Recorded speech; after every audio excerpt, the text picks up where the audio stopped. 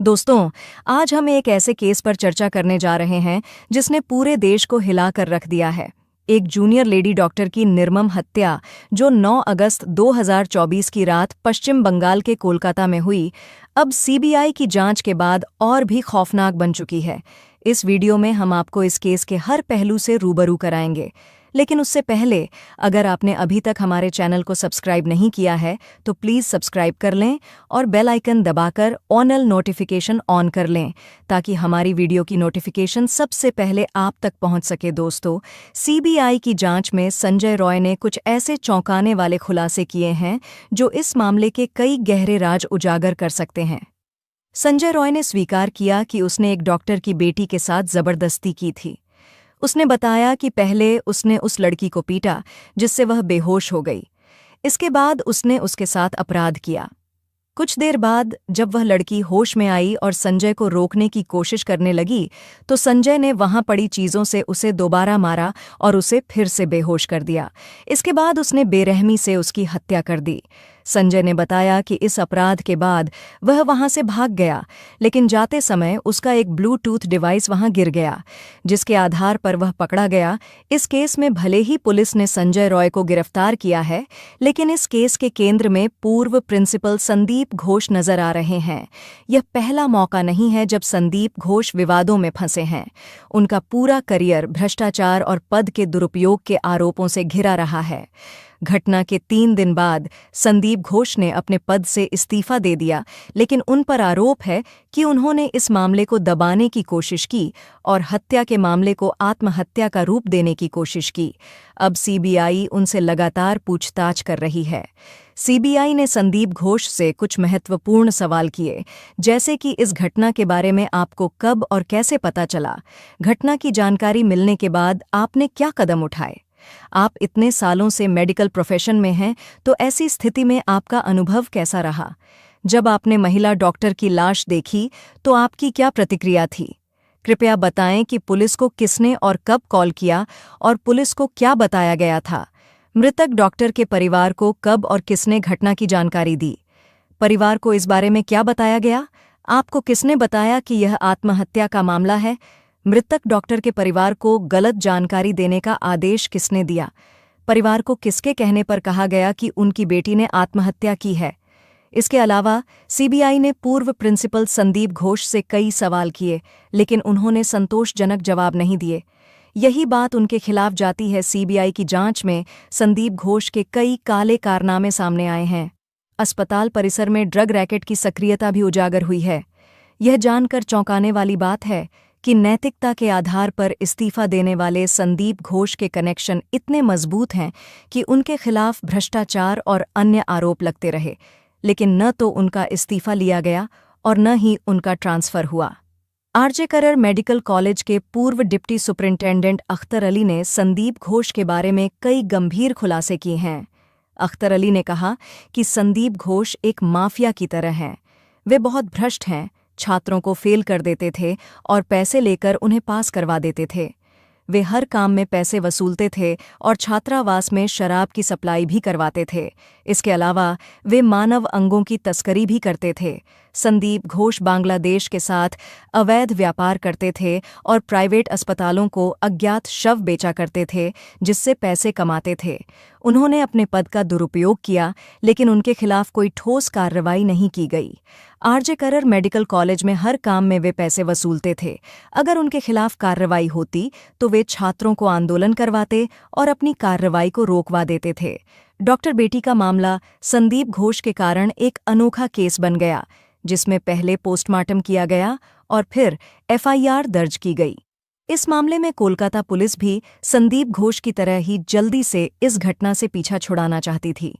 इसीलिए पुलिस ने कभी संदीप घोष का बयान नहीं लिया और न ही अपराध स्थल को सुरक्षित रखा।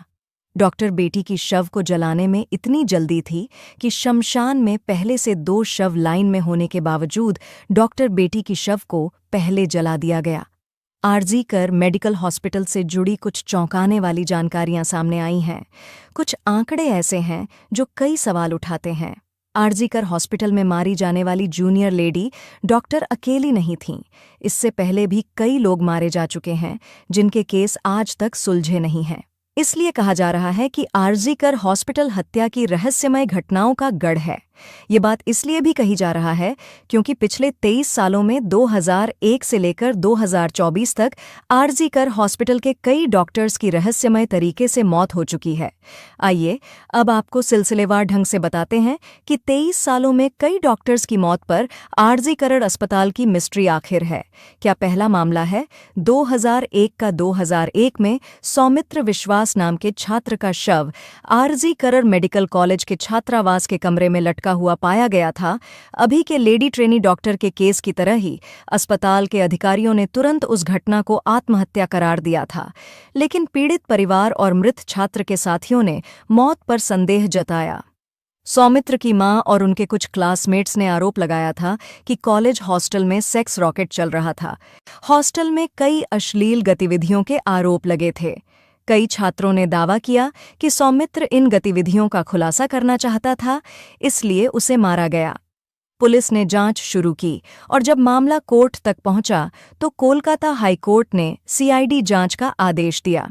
जांच के दौरान पता चला कि कॉलेज हॉस्टल के अंदर पोर्नोग्राफी गिरोह चल रहा था। बताया गया कि वीकेंड्स पर छात्र सेक्स वर्कर्स को हॉस्टल में बुलाते थे। अगर सेक्स वर्कर्स नहीं मिलते थे तो मृत शरीर के साथ अश्लील हरकतें की जाती थीं। यह सब जानकर साफ है कि यह हॉस्पिटल कितनी रहस्यमय हो सकती है। जरा सोचिए, कैसे एक लाश को निकालकर उसके साथ पोर्नोग्राफी बनाई जाती थी।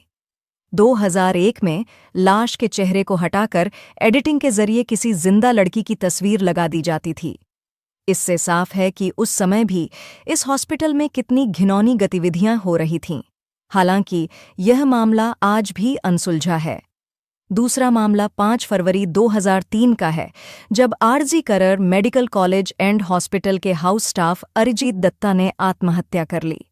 पुलिस के अनुसार अरिजीत ने पहले अपने हाथ में एनेस्थीसिया दिया, जिससे उसके हाथ में लकवा मार गया। फिर उसने ब्लेड से हाथ की नस काट ली और हॉस्टल की छत से कूदकर आत्महत्या कर ली।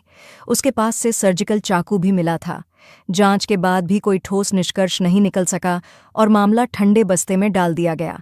तीसरा मामला अक्टूबर 2016 का है। डॉक्टर गौतम पाल, जो मेडिसिन विभाग के प्रोफेसर थे, का शव उनके किराए के फ्लैट में पड़ा मिला। बदबू आने पर पड़ोसियों ने पुलिस को सूचना दी। दरवाजा तोड़ने के बाद पुलिस ने उन्हें पहली मंजिल पर एक कमरे में बिस्तर पर मृत पाया। वहां कोई सुसाइड नोट भी नहीं था, इसलिए पुलिस ने अनुमान लगाया कि उनकी मौत दिल का दौरा पड़ने से हुई होगी। हालांकि मौत के कारण की पुष्टि नहीं की जा सकी। जांचकर्ताओं को कमरे के फर्श पर खून के धब्बे और चेहरे पर चोट के निशान भी मिले थे, लेकिन उनकी मौत को लेकर अब भी रहस्य बरकरार है। चौथा मामला 2020 का है, जब सेकंड ईयर की 25 वर्षीय जूनियर महिला डॉक्टर पलमी शाह की दुखद मृत्यु हो गई। उन्होंने आरजीकर अस्पताल की 6ठी मंजिल से कूदकर आत्महत्या कर ली। दोस्तों और सहकर्मियों का कहना था कि शायद वह डिप्रेशन की शिकार थीं। हालांकि इस मामले में कोई सुसाइड नोट नहीं मिला और डॉक्टर की मौत को लेकर कई सवाल उठे, जिनका जवाब आज तक नहीं मिला है। अब हम डॉक्टर बेटी के केस की बात करते हैं। जैसे पहले की सभी मौतों को पुलिस ने सामान्य मौत घोषित कर दिया था, इसी तरह इस केस में भी पहले यही साबित करने की कोशिश की गई कि ट्रेनी डॉक्टर ने आत्महत्या की है।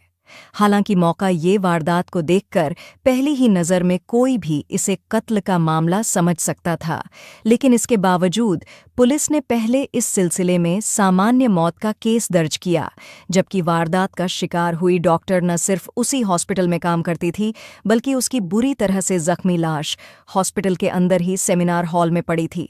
ऐसे में कत्ल के बजाय खुदकुशी का केस दर्ज करने के पीछे आखिर क्या वजह है? और तो और कोलकाता हाईकोर्ट ने भी इस पर सवाल खड़े किए हैं। मामले की जांच कर रही सीबीआई को अब इसके पीछे की वजह भी जाननी होगी। और एक सवाल यह भी है कि इस पूरे मामले में डॉक्टर बेटी के उन 4 डॉक्टर सहकर्मियों की क्या भूमिका है, क्योंकि वारदात की रात पीड़ित डॉक्टर ने अपने 4 सहकर्मियों के साथ डिनर किया था।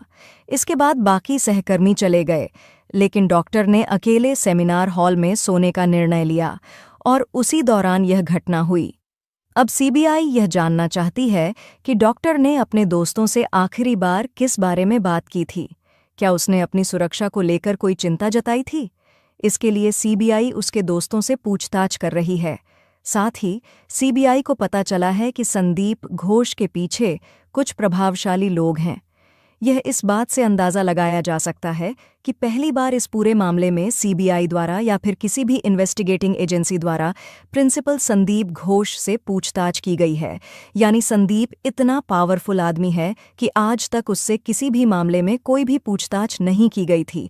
लेकिन अब देखना यह है कि सीबीआई इस केस को सॉल्व कर पाती है या नहीं। क्या सीबीआई उस मासूम डॉक्टर बेटी को इंसाफ दिला पाएगी, या फिर यह केस भी अन्य केस की तरह ही फाइलों के नीचे दबकर रह जाएगा और उस बच्ची के गुनाहगार यूं ही आज़ाद घूमते रहेंगे। खैर दोस्तों, हमारा और आपका काम है आवाज़ उठाना। हालांकि देश भर में जगह जगह डॉक्टर भी प्रोटेस्ट कर रहे हैं ताकि उस डॉक्टर बेटी को इंसाफ मिल सके।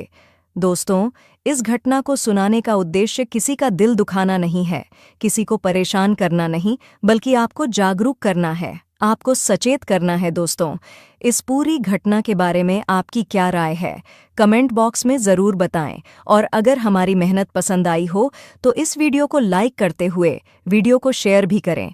अगर आपने अब तक चैनल को सब्सक्राइब नहीं किया है तो हमारे चैनल को सब्सक्राइब कर लीजिए। मिलती हूँ एक नई वीडियो के साथ। धन्यवाद।